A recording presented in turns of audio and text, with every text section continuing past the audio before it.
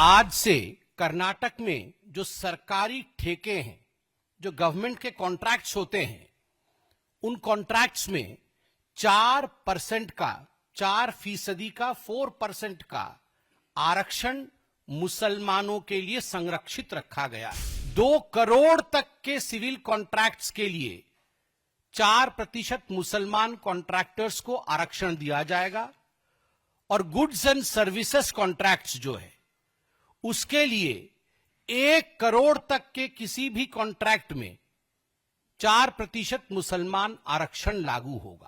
उस OBC category 2B में से 4% दिया गया है। इसका अर्थ है कि ओबीसी बंधुओं के अधिकार को मार करके, उसमें सेंधमारी करके जो ओबीसी को मिलना चाहिए उसे काट करके कर्नाटक की सिद्धरमैया सरकार ने राहुल गांधी जी के कहने पर मुसलमानों को दिया। 24 अगस्त 2024 को 12 ऐसे कांग्रेस के मुस्लिम विधायक थे कर्नाटक के ही, जिन्होंने पहली बार इस विषय को लेकर एक पिटीशन तैयार किया था कि मुसलमानों के लिए कॉन्ट्रैक्ट्स में कर्नाटक में रिजर्वेशन होना चाहिए। इन 12 मुस्लिम विधायकों के कहने पर आज सिद्धरमैया सरकार ने राहुल गांधी से कंसल्ट करने के पश्चात और राहुल गांधी की हामी के पश्चात इसे अमली जामा पहनाया है। तुष्टीकरण की राजनीति को आगे बढ़ा रही है और पूरे भारतवर्ष में एक डिवीजन क्रिएट कर रही है। इसको लेकर आज का प्रेस कॉन्फ्रेंस है।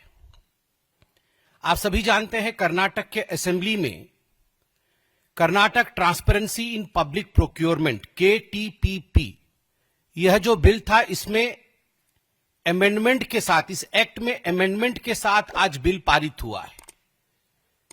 इसका लब्बो-लुबाब, इसका अर्थ यह है कि आज से कर्नाटक में जो सरकारी ठेके हैं, जो गवर्नमेंट के कॉन्ट्रैक्ट्स होते हैं, उन कॉन्ट्रैक्ट्स में 4% का 4% का आरक्षण मुसलमानों के लिए संरक्षित रखा गया है। मुसलमान कॉन्ट्रैक्टर्स को दिया जाएगा। यह जो KTPP एक्ट है, इसके संशोधन के पश्चात 2 बातें अब सामने आती है।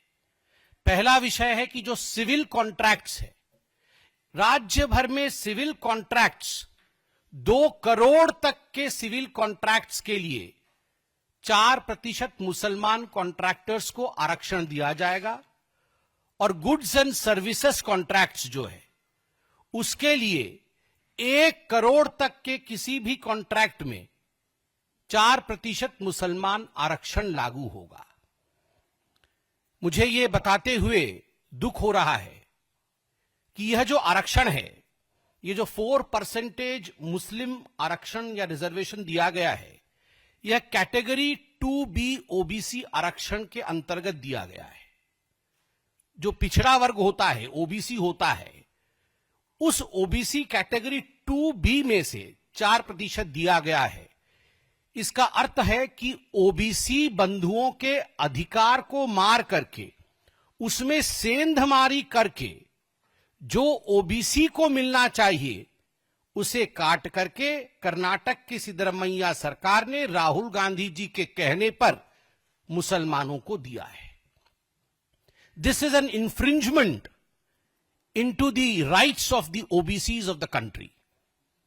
देश के जो पिछड़े वर्ग के हमारे बंधु हैं, ओबीसी वर्ग है, उनके अधिकारों में सेंधमारी हुई है।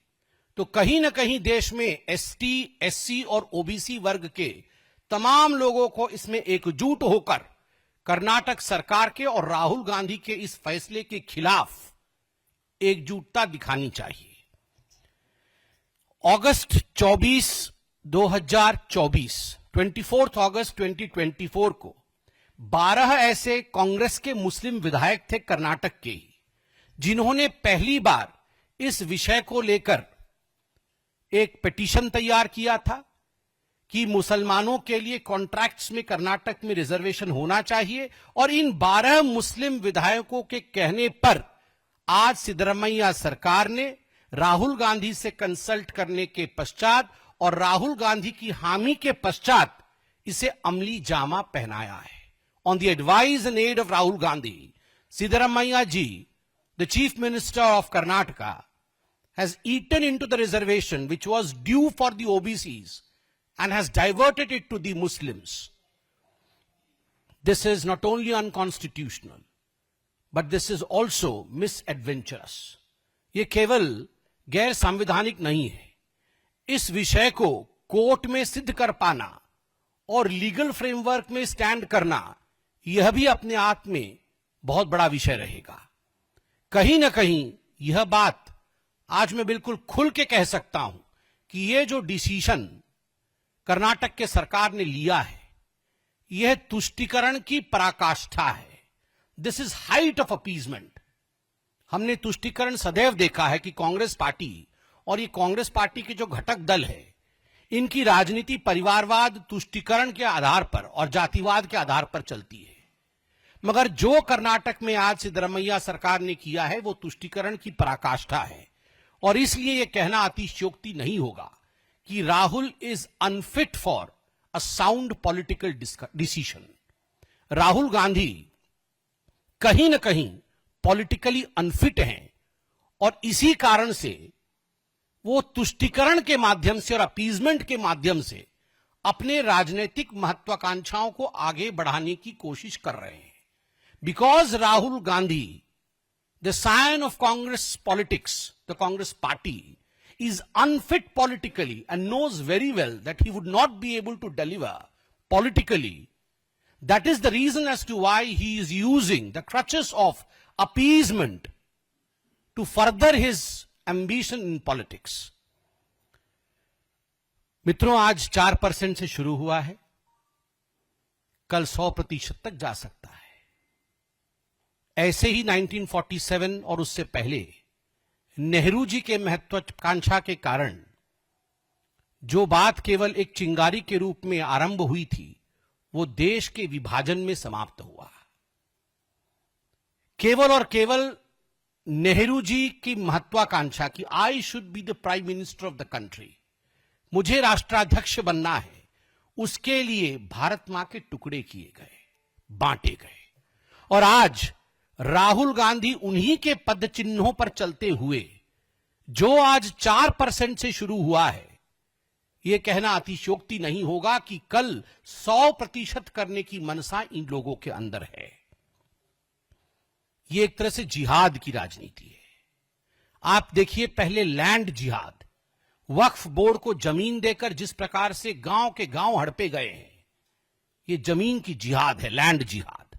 ठीक उसी प्रकार आप सबने देखा होगा और देखकर शायद कान पे हाथ भी डाल लिया होगा, एंटी नेशनल जिहाद हुआ था कर्नाटक की असेंबली में, जब पाकिस्तान जिंदाबाद के नारे कर्नाटक की असेंबली में लगे थे कांग्रेस द्वारा. और उसी प्रकार इकोनॉमिक जिहाद हुआ है जब वक्फ बोर्ड के डेवलपमेंट के लिए बहुत बड़ा पैकेज दिया गया है. यह आर्थिक जिहाद है. और आज हम जो देख रहे हैं वो कॉन्ट्रैक्ट जिहाद है, जिसमें 4% कॉन्ट्रैक्ट अब मुसलमान कॉन्ट्रैक्टरों को दिया जाएगा. और इतिहास गवाह है, सितंबर 2024 में कर्नाटक सरकार आंगनवाड़ी टीचर्स जो होते हैं, उनके लिए 2 जिलों में कर्नाटक में उर्दू कंपलसरी होगा, उर्दू में पढ़ाना होगा, इस प्रकार का भी एक नियम निकाला था. और ठीक उसी प्रकार पिछले चुनाव में भी हमने देखा था कि कांग्रेस पार्टी और पॉपुलर फ्रंट ऑफ इंडिया, जो एक रेडिकल बॉडी है PFI, उनके बीच किस प्रकार का गठबंधन था.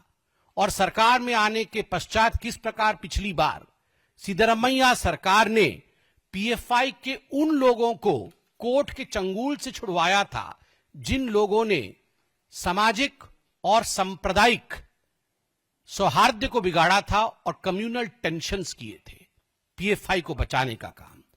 और इस बार का जो बजट भी आया था, बिल्कुल सही कहा है हमारे नेताओं ने, it looks more like a Muslim budget than an Indian or a state specific budget, जिसमें इमामों को 6,000 रुपया मासिक भत्ता, लोक निर्माण ठेके, अभी जो मैंने कहा आपको कॉन्ट्रैक्ट्स में 4% का आरक्षण, मुस्लिमों को विवाह के लिए 50,000 रुपए की सहायता. अरे आप सबको दीजिए, केवल मुसलमानों को 50,000 रुपए की सहायता, ऐसा क्यों?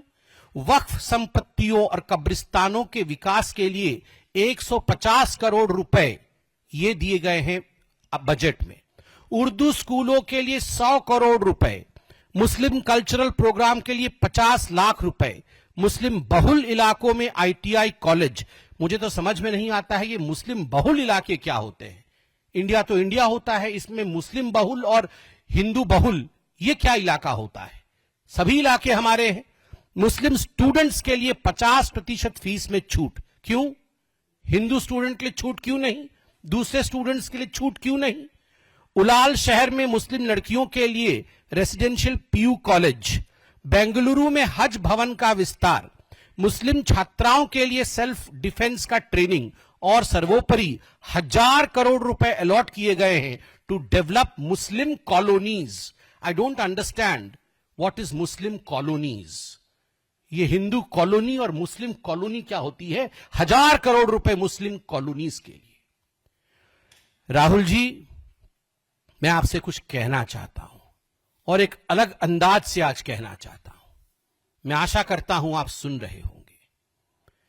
कांग्रेस से आलमगीर राहुल जेब, कांग्रेस से आलमगीर राहुल जेब, जहां पनाह की ख्वाहिश वाले शहजादे, आलमगीर राहुल जेब के लिए अर्ज है, आलमगीर राहुल जेब के लिए अर्ज है।